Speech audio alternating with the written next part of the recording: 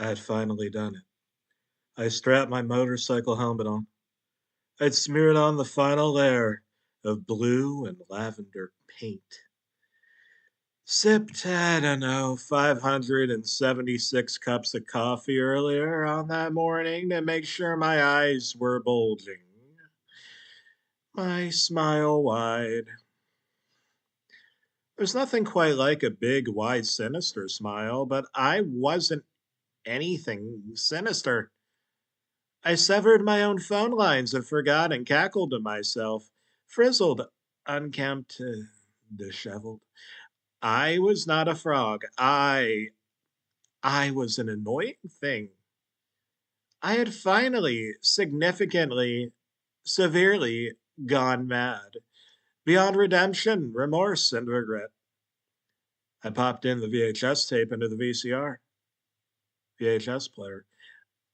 I smeared the VHS player with marmalade, fruity pebbles, and expired Cheeto dust and pressed play. Crazy Frog was singing his usual anthem. Ring, ring, ring, ring, ding, ding, ding, ding, blam, blam, dong. His amphibious wiener flopped as he flew at the speed of light, and he hit a street lamp as he liquefied into gelatinous frog guts, violet Crayola crayon fractures, and morbidly delicious blueberry jello jiggles. Then he reappeared like a beam me up Scotty, reassembled, continued soaring through the skies like Rosie O'Donnell to an all you can eat buffet. I shrieked in horror at what I saw next. Crazy Frog flew into the World Trade Center. He survived the explosion, but nothing else did. Cheeto dust roared and emitted all around the city of New York and Manhattan Island, eventually usurping mainland New York, the tri state area, the state of New York, and the world at large. It was at that point that I woke up. I ate a fly. The government had caused 9/11, but what was I to do about it? I played a note on my harmonica. It was covered in marmalade. Frogs don't eat marmalade. I rolled up a newspaper and smacked myself with it. They don't make the funny papers anymore. I rolled the funny paper up and smoked it and ran out of my house naked before getting hit by a car. I turned into a gelatinous goo of my own and sifted my way through the sewer vents. Rats nibbled at my corpse, and I felt happy because I was feeding Mother Nature's children and one step closer to being a bodhisattva. Perhaps, perhaps, perhaps this is what we were meant for?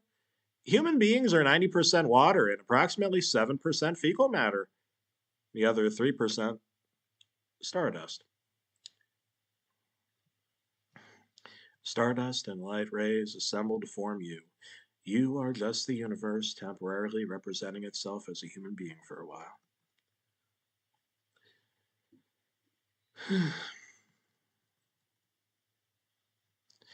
I woke up in a dumpster.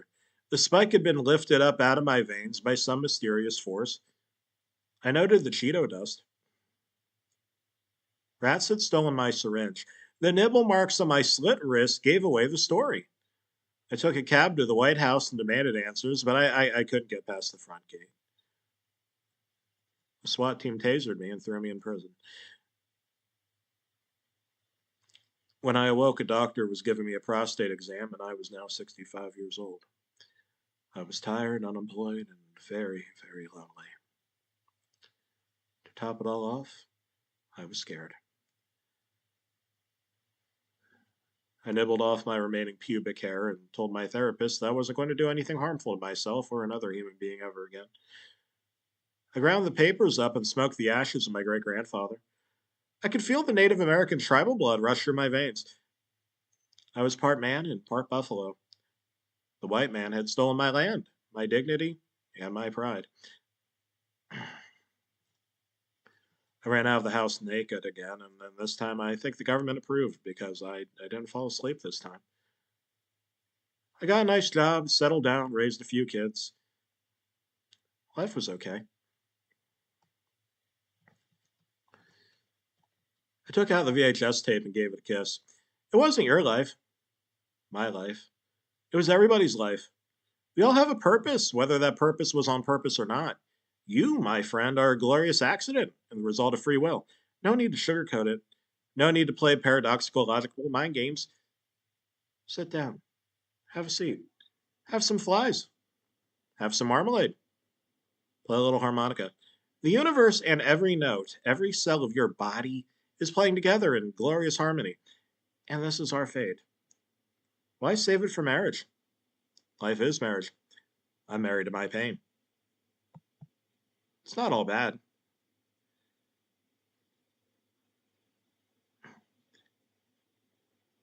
You should smile more often.